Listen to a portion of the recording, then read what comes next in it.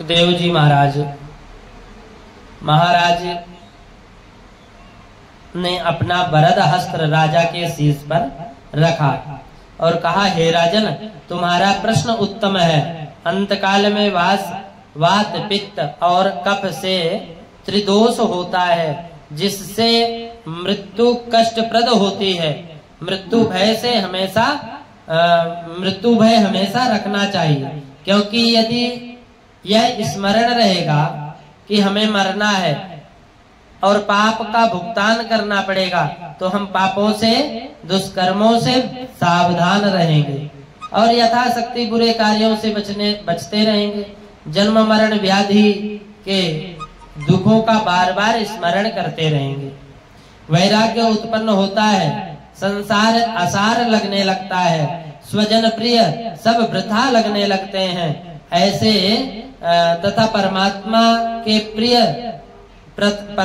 के प्रति समीप्य की उन्हें श्री कृष्ण की लीलाओं का श्रवण कीर्तन हर क्षण करना चाहिए, ताकि अंत समय में उन्हीं का स्मरण हो, उन्हीं का नाम स्मरण हो। उन्हीं की याद में नश्वर शरीर छूटे। कहा है, अंत मति सो गति। ज्ञान वैराग्य से परिपूर्ण उपदेश सुनकर राजा परीक्षित विभोर होकर भगवान के प्रति, मुनि सुखदेव महाराज के प्रति स्तुति करने लग गए।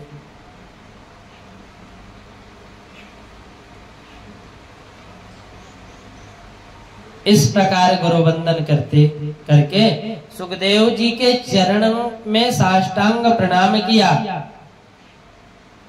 सुखदेव जी ने राजा परीक्षित को दिल से आशीर्वाद दिया और उन्हें सांत्वना दिया। कहा कि हे राजन, घबराओ नहीं, जो समय बीत गया उसका स्मरण मत करो।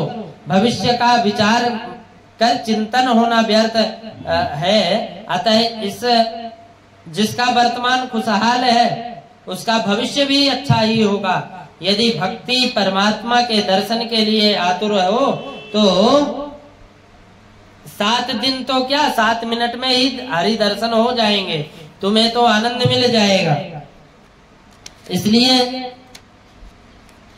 चिंता मत करो, प्रभु दर्शन से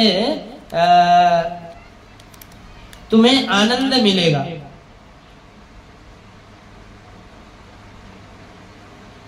और ये आनंद देने के लिए मैं तुझे आनंद देने के लिए मैं यहाँ आया हूँ।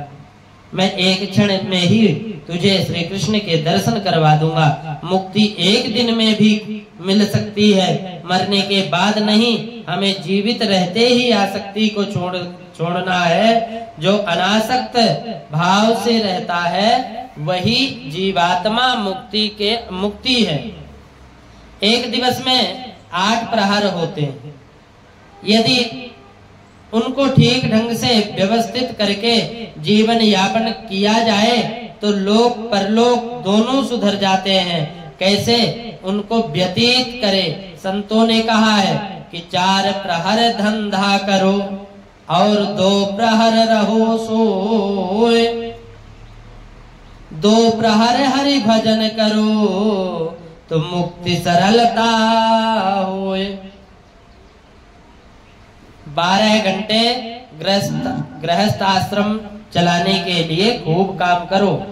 अपना व्यवसाय पूरी लगन और मेहनत से करो तो धन की कोई कमी जीवन में नहीं रहेगी। आजीविका चलाने के लिए धर्म, अर्थ, काम, मोक्ष, इन 4 को नितांत आवश्यकता है। इसलिए धन कुछ पास होगा तो दान पुण्य आदि सत्कर्म भी होंगे। काम करने से मनुष्य थक जाता है, इसलिए 2 प्रहर आराम करो। यह 6 घंटों से भी कम सो तो भी स्वस्थ नहीं रहोगे, और अधिक सो तो स्वास्थ्य पर बुरा प्रभाव पड़ेगा। 1 प्रहर यानी 3 घंटे अपने परिवार के सदस्यों के लिए रखो।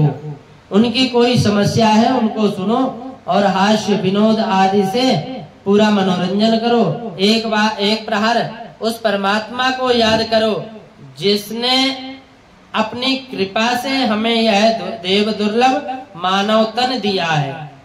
इन 3 घंटों में आप त्रिकाल संध्या करो, 1 घंटा सुबह, 1 घंटा दोपहर और 1 घंटा शाम। भागवत भजन संकीर्तन आदि करो। इस प्रकार यदि जीवनचर्या को सुव्यवस्थित ढंग से निभाओगे तो मुक्ति निश्चित ही मिल जाएगी।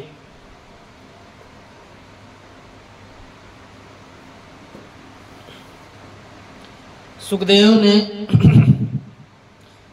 जी ने कहा, हे राजन, घबराने की चिंता करने की कोई बात नहीं है, मैं तुम्हें अमर कथा सुनाता हूँ। सुखदेव जी ने यह कथा भगवान सुखदेव जी ने यह कथा शिव जी से सुनी। एक बार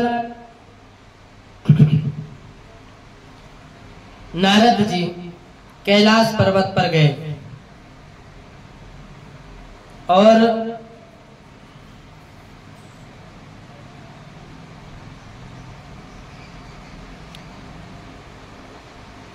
उस समय भगवान शिव जी ध्यान में बैठे हुए थे, माता पार्वती सेवा में मग्न थी। नारद जी ने प्रणाम किया और जाने लगे तो माँ पार्वती ने कहा, भगवान विराजिए, इतनी जल्दी क्यों जा रहे हो, कैसे आपके दर्शन हुए? नारद जी ने कहा, हे माते, मैं आजकल मृत्युलोक में भ्रमण हेतु जाता हूँ, तो वहाँ शिव जी की भक्ति का प्रचार प्रसार करता हूँ। वहाँ के भक्तों ने मुझे पूछा है कि हे महात्मन, आप हमें शिव जी का ध्यान, पूजा, नाम जाप आदि करने की प्रेरणा देते हैं। हम ऐसा ही करते हैं, लेकिन हम यह जानना चाहते हैं कि भगवान शिव किसका ध्यान करते हैं, उनके आराध्य कौन है। इसका समाधान पाने के लिए ही मैं यहाँ दर्शनार्थ आया हूँ। माता पार्वती ने कहा, यह बात तो मुझे भी मालूम नहीं है, स्वामी किसका ध्यान करते हैं, दिए तले अंधेरा, आप भी नहीं जानती। बोले, चलो फिर मैं जाऊंगा, फिर मैं आऊंगा बाद में। ऐसा कहकर नारद जी चले गए। इधर 6 मास के बाद जब शिव जी ने ध्यान खोला तो पार्वती ने प्रणाम किया और कहा, हे स्वामी, मृत्युलोक में सभी आपका ध्यान, नाम जाप व संकीर्तन करते हैं, परंतु यह बताए नाथ कि आप किसका ध्यान करते हैं, कौन से मंत्र का जाप करते हैं? भगवान शिव ने कहा, पार्वती, देवी पार्वती, यह कैसा विचित्र प्रश्न आपने किया। मन में सोचा कि ऐसा प्रश्न किसी ब्रह्म ज्ञानी के दिमाग की उपज है, तो पार्वती से पूछा, कौन आया था?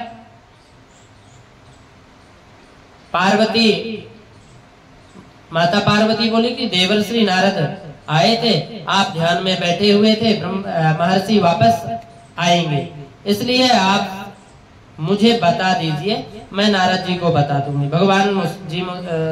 भगवान शिव जी मुस्कुराए और बोले, हे देवी, ध्यान उसी का किया जाता है जो जिसको अधिक से अधिक प्रिय होता है। स्वर्ग वैकुंठ आदि सबको छोड़कर मैं यहाँ कैलाश पर्वत पर अपने प्रियतम के ध्यान में मग्न रहता हूँ और तरसता हूँ उस मनोहर के एक बार दर्शन हो जाए, जन्म सफल हो जाए।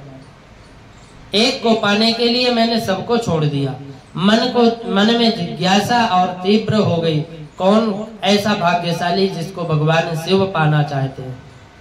तो विनम्र शब्दों में पूछा, हे नाथ, उनका नाम तो बताइए जिनको पाने के लिए आप सब इतना ललायित हैं। भगवान शिव जी ने कहा कि हे पार्वती, मैंने सब कुछ छोड़ दिया, लेकिन तुझे भी अभी तक नहीं छोड़ पाया, इसलिए वह कोई और नहीं, तुम ही भाग्यशालिनी हो जिसका मैं ध्यान करता हूँ। आप नाम जाप करता हूँ। सुनकर भोली भाली पार्वती खुश हो गई।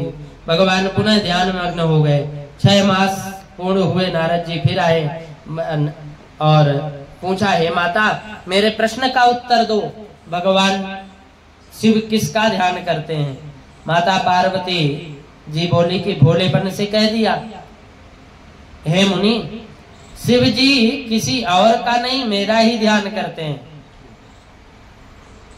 नारद जी हंसे और कहा, हे माते, भगवान ने आपके साथ मजाक किया है। मैं अधिक नहीं, बस इतना ही बताता हूँ कि भगवान शिव अमर कथा जानते हैं और वह अमर कथा अमर धाम की है और उस अमर धाम के जो मालिक हैं उसी के ध्यान में ये मग्न रहते हैं। इतना कहकर नारद जी चले गए। लेकिन पार्वती के को एक क्षण एक साल के बराबर कटने लगा और सोचने लगी कि कब भगवान का ध्यान पूरा हो, आंखें खोले और मुझे अमर कथा सुनने का सुअवसर मिले। समय अनुसार शिव जी ने ध्यान खोला। माता पार्वती ने चरण पकड़कर कहा, भगवान जब तक अमर कथा अमरनाथ और उसके स्वामी के बारे में नहीं बताएंगे तब तक मैं आपके चरण नहीं छोड़ूंगी। आप कृपा करके मुझे अमर कथा सुनाइए जिससे मैं भी अमर हो जाऊं। भगवान शिव पार्वती को लेकर हिमालय पर आए और वहां ऊपर बनी हुई एक गुफा में प्रवेश किया जो आजकल अमरनाथ की गुफा के नाम से जानी जाती है। भगवान शिव ने कथा प्रारंभ करने के से पहले पार्वती इस अमर कथा को ध्यान पूर्वक सुनना बीच में सो मत जाना। हे पार्वती, ये मृत्यु लोक है, इसमें इनको ध्यान पूर्वक सुनना, बीच में सो मत जाना, नहीं तो इसके नीचे 7 पाताल है। अतल, वितल, भूतल, तलातल, महातल, रसातल और पाताल। इसी प्रकार ऊपर 7 हैं, भूलोक, भुवरलोक, स्वर्गलोक, महालोक, जनलोक, तपलोक और बैकुंठ लोक। ये 7 पाताल और 7 लोक कहलाते हैं। इस मृत्यु भूलोक में प्राणी जैसा कर्म करता है उसी के अनुसार उसे अगले लोक की प्राप्ति होती है। यदि वह भूत प्रेत आदि की पूजा करता है तो वह अगले जन्म में उसी योनि में जन्म लेता है। देवताओं की पूजा करता है तो वो देवता बन जाता है और ब्रह्मा, विष्णु और महेश की पूजा करता है तो वो बैकुंठ में चला जाता है। तीनों देवताओं की तीनों पुरियां हैं, ब्रह्मा जी की ब्रह्मपुरी, शिव जी की शिवपुरी और विष्णु की वैकुंठपुरी। यहाँ पर 4 प्रकार की अस्थाई मुक्ति होती है, सालोक्य, सामीप्य और सारूप्य और सायुज्य। सालोक्य अर्थात वैकुंठ की प्राप्ति हो जाना, महीप ब्रह्म, विष्णु, महेश किसी के पास पहुंच जाना, सारूप्य किसी एक का रूप बन जाना और सायुज्य उसमें जाकर उसी में लीन हो जाना। ये 4 प्रकार की अस्थाई मुक्ति। समय अनुसार यहाँ से भी आना जाना लगा रहता है। यहाँ भी श्राप आदि लगता है। सनकादिकों ने जय विजय को श्राप दिया था। मृत्युलोक में जय विजय को श्राप दिया था। मृत्युलोक में जय विजय बने और सतयुग में हिरण्याक्ष और हिरण्यकश्यपु बने। त्रेता युग में रावण और कुंभकर्ण बने तथा द्वापर में शिशुपाल और दंतवक्र बने। हे पार्वती, वैकुंठ से ऊपर 8 आवरण हैं, 5 तत्व, 3 गुण और उसके 7 शून्य हैं। जो योगी जन शून्य में समाधि लगाते हैं, ज्योति के दर्शन करते हैं और करवाते हैं, वे शून्य में जाकर समा जाते हैं। इससे ऊपर गायत्री का स्थान है। जो गायत्री मंत्र का जाप करते हैं वे वहां पहुंच जाते हैं। उसके ऊपर ज्योति निरंकार और उसके ऊपर आदि नारायण महाविष्णु, उसके ऊपर अक्षर भगवान का स्थान है। ऊपर फिर पर ब्रह्म परमात्मा का दिव्य अखंड सनातन परम धाम है, जिसके बारे में गीता में कहा है कि ना तद्भाषि यति सूर्यो ना ससांगो न पावकः यद गत्वा न निवर्तन्ते तद्धाम परमं मम।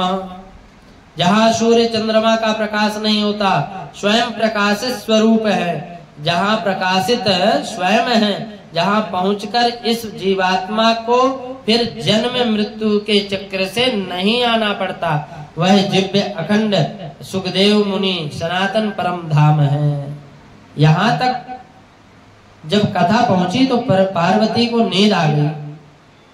शिव जी ने तो देखा कि पार्वती जी को नींद आ गई, लेकिन हुंकारा भर रहा,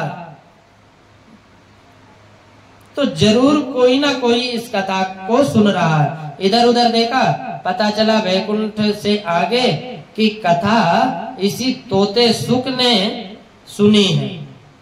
भगवान शिव उस तोते को पकड़ने के लिए उसके पीछे दौड़े, तो वह तोता वेद व्यास जी के धर्म पत्नी अरणी माता के अंदर शरीर छोड़कर प्राण रूप में प्रवेश कर गया। जन्म के बाद सुखदेव जी के नाम से जाने गए। यही सुखदेव मुनि राजा परीक्षित को श्रीमद् भागवत सुनाने लगे, गंगा तट पर सुनाने के लिए आए। लो सुखदेव जी महाराज की जय। श्री कृष्ण गोविंद हरे मुरारी, हे नाथ नारायण वासुदेवा। श्री कृष्ण गोविंद हरे मुरारी, हे नाथ